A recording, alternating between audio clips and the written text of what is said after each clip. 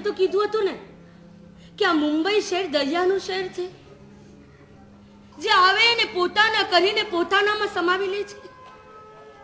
આવી રીતે સમાવી લેવાનું. અરે અંકલ, તમારો દરિયો તો મારા હાથા ઉપરનું આકાશ અને પગ તળેની ધરતી પણ ગળી ગયો.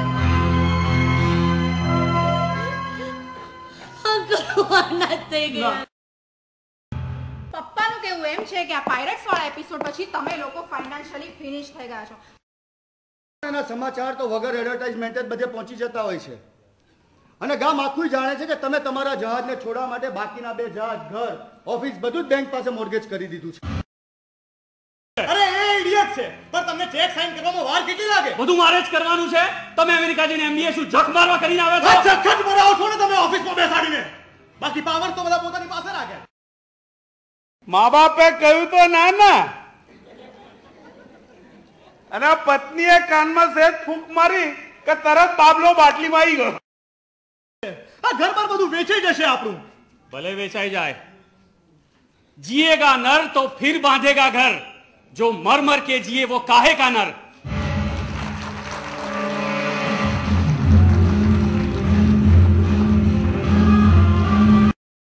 भवत्याम सर्थायाम विमुख्यागे कर्मणि विश्वासम सहयोग च मम प्राप्यसि त्वं सदा.